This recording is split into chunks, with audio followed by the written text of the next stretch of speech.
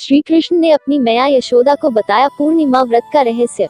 पौराणिक कथाओं के अनुसार द्वापर युग में माता यशोदा ने श्री कृष्ण से कहा, हे कन्हैया, तुम सारे संसार के उत्पन्न करता, पालन पोषण करता और संहार करता हो। आज मुझे कोई ऐसा व्रत बताओ जिसके करने से मृत्युलोक में स्त्रियों को विधवा होने का भय ना रहे, तथा यह व्रत सभी मनुष्यों की मनोकामना पूरी करने वाला हो। तब श्री कृष्ण अपनी मैया से कहने लगे, हे मैया, आज तुमने बहुत ही सुंदर प्रश्न किया है। मैं तुम्हें ऐसे ही व्रत के बारे में विस्तार से बताता हूँ। सौभाग्य की प्राप्ति के लिए स्त्रियों को 32 पूर्णिमाओं का व्रत करना चाहिए। इस व्रत को करने से स्त्रियों को सौभाग्य और संपत्ति की प्राप्ति होती है। यह व्रत अचल सौभाग्य को देने वाला और भगवान शंकर के प्रति मनुष्य मात्र की भक्ति को बढ़ाने वाला है। यशोदा मैया कहने लगी, हे कन्हैया, सबसे पहले इस व्रत को मृत्युलोक में किसने किया था, इसके विषय में विस्तार पूर्वक मुझे बताओ। तब श्री कृष्ण कहने लगे कि हे मैया, इस पृथ्वीलोक पर बहुत समय पहले एक बहुत ही प्रसिद्ध राजा चंद्रहास की कार्तिका नाम की एक नगरी थी। वहाँ रामेश्वर नाम का एक ब्राह्मण रहता था और उसकी पत्नी बड़ी ही सुशील और रूपवान थी। दोनों ही उस नगरी में बड़े ही प्रेम से रहते थे। उनके घर में धन धान्य की कोई कमी नहीं थी। उन दोनों को बस एक ही दुख था, उनकी कोई संतान नहीं थी, जिस कारण से वे दोनों बहुत दुखी रहते थे। एक दिन एक तपस्वी योगी उस नगरी में आया। वह योगी बाकी सभी घरों से भिक्षा मांगकर भोजन किया करता था, लेकिन उस ब्राह्मण के घर से भिक्षा नहीं मांगा करता था।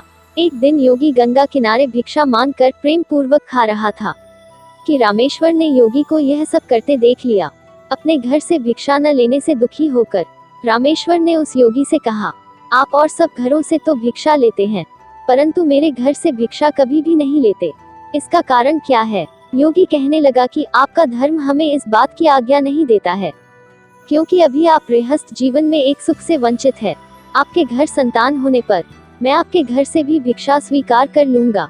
उन्होंने कहा कि जिसे संतान नहीं है उसके घर से भिक्षा लेने से मेरे भी पतित हो जाने का भय है।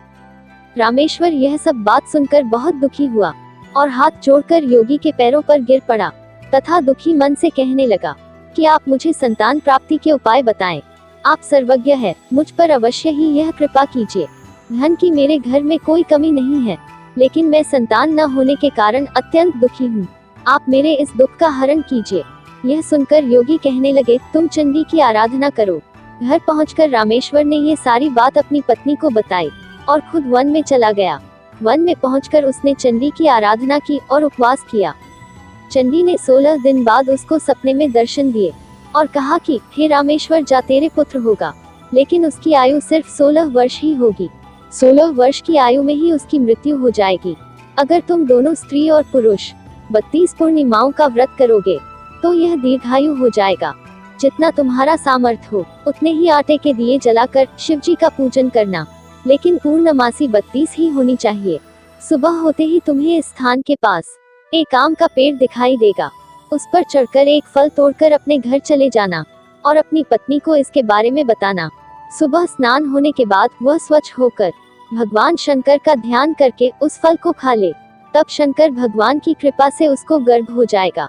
जब ब्राह्मण सुबह उठा तो उसे उस स्थान पर एक आम का पेड़ दिखाई दिया और वह फल तोड़ने के लिए चढ़ा, लेकिन वह पेड़ पर चढ़ नहीं पा रहा था। यह देखकर उसे बड़ी चिंता हुई। उसने भगवान गणेश की उपासना की और कहा, हे गणेश जी, अपने भक्तों के विघ्नों का नाश करके उनके मंगल कार्य को करने वाले, दुष्टों का नाश करने वाले, रिद्धि सिद्धि देने वाले, आप मुझे इतना बल दे कि मैं अपनी मनोकामना पूरी कर सकूं। इसके बाद वह पेड़ से फल तोड़कर अपनी पत्नी के पास पहुंचा। उसकी पत्नी ने अपने पति के कहे अनुसार उस फल को खा लिया और वह गर्भवती हो गई। देवी की कृपा से उसके बहुत सुंदर पुत्र पैदा हुआ। उसका नाम उन्होंने देवीदास रखा। माता पिता के हर्ष और प्रेम के साथ वह बालक बड़ा होने लगा। भगवान की कृपा से बालक बहुत ही सुंदर था, सुशील और पढ़ाई लिखाई में भी बहुत ही निपुण था। माँ दुर्गा के कहे अनुसार उसकी माता ने 32 पूर्णमासी का व्रत रखा। जैसे ही लड़के को 16वां वर्ष लगा, दोनों पति पत्नी बहुत दुखी हुए, कहीं उनके पुत्र की मृत्यु न हो जाए। उन्होंने सोचा कि अगर उनके सामने यह सब हुआ तो वह कैसे देख पाएंगे। तभी उन्होंने देवीदास के मामा को बुलाया और 1 वर्ष के लिए देवीदास को काशी में पढ़ने के लिए भेज दिया। 1 वर्ष के बाद उसे वापस लेकर आ जाना। देवीदास अपने मामा के साथ एक घोड़े पर सवार होकर चल दिया। उसके मामा को भी यह बात पता नहीं थी और दोनों पति पत्नी ने 32 पूर्णमासी का व्रत पूरे विधि विधान पूर्वक पूरा किया। दूसरी तरफ मामा और भांजा दोनों रात गुजारने के लिए रास्ते में एक गांव में रुके। उस दिन उस गांव में ब्राह्मण की कन्या का विवाह होने वाला था। जिस धर्मशाला में वर और बारात के बाकी लोग रुके हुए थे, उसी धर्मशाला में देवीदास और उसका मामा ठहर गए। उधर कन्या को तेल आदि चढ़ने के बाद जब लग्न का समय आया तो वर की तबीयत अचानक खराब हो गई। वर के पिता ने अपने परिवार वालों से विचार विमर्श करके कहा कि यह देवीदास मेरे पुत्र जैसा ही है, मैं इसके साथ लग्न करा दूं और बाद में बाकी सारे काम मेरे बेटे के साथ पूरे हो जाएंगे। ऐसा कहने के बाद वर के पिता देवीदास को मांगने के लिए उसके मामा के पास गए और उन्हें सारी बात बताई। मामा ने कहा कि कन्यादान में जो कुछ भी मिलेगा वो हमें दे दिया जाए। वर के पिता ने बात स्वीकार कर ली। इसके बाद देवीदास का विवाह कन्या के साथ संपन्न हो गया। इसके बाद वह अपनी पत्नी के साथ भोजन न कर सका और मन में विचार करने लगा कि न जाने यह किसकी पत्नी होगी। यह सोचकर उसकी आंखों में आंसू आ गए। तब वधू ने पूछा कि क्या बात है, आप उदास क्यों हैं? तब उसने सारी बात उसे बता दी। तब वह वधू कहने लगी, यह विवाह धर्म के विपरीत है। आप ही मेरे पति हैं और मैं आपकी ही पत्नी रहूंगी, किसी दूसरे की कभी नहीं।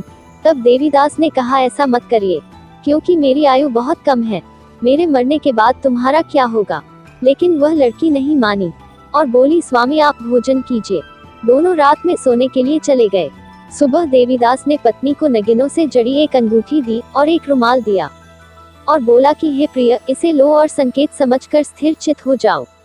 मेरा मरण और जीवन जानने के लिए एक पुष्प वाटिका बना लो, उसमें सुगंधित वाली एक नव मल्लिका लगा लो, उसको प्रतिदिन जल से सींचा करो और आनंद के साथ रहो।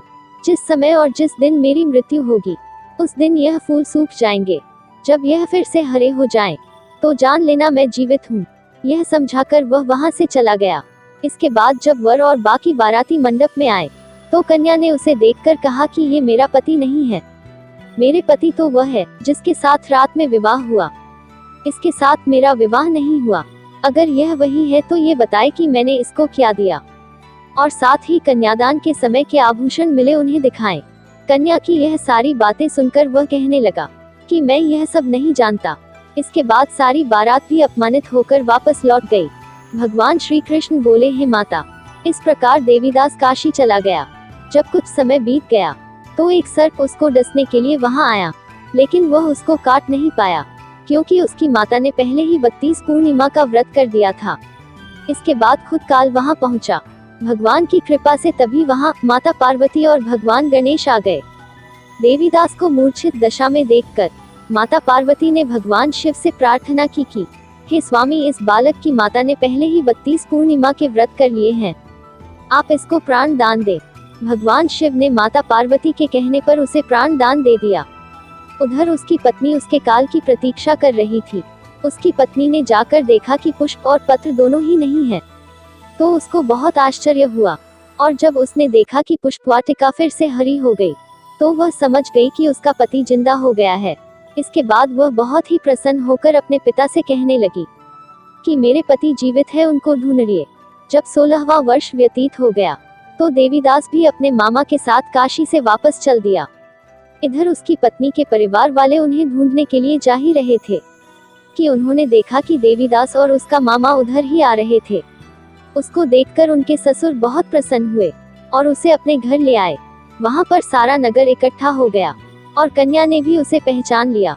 देवीदास ने इसके बाद अपनी पत्नी और मामा को लेकर वहां से चल दिया। उसके ससुर ने भी उसे बहुत धन दहेज दिया।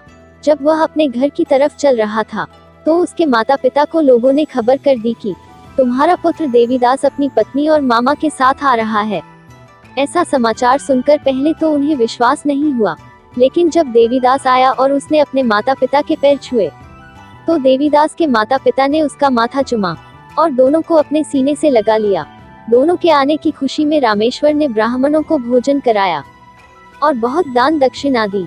श्री कृष्ण कहने लगे कि इस तरह रामेश्वर को 32 पूर्णिमा के व्रत के प्रभाव से संतान प्राप्त हुई। जो स्त्रियां इस व्रत को करती है वह जन्म जन्मांतरों तक वैधव्य का दुख नहीं भोगती है और सदैव सौभाग्यवती रहती है। यह मेरा वचन है। यह व्रत संतान देने वाला और सभी मनोकामनाओं को पूरा करने वाला है। दोस्तों, आपको यह वीडियो कैसा लगा? आप कमेंट बॉक्स में कमेंट करके बता सकते हैं। यदि आपको वीडियो अच्छा लगा हो तो वीडियो को लाइक और शेयर करें। यदि आप हमारे चैनल पर नए हैं तो हमारे चैनल को सब्सक्राइब जरूर करें। धन्यवाद दोस्तों।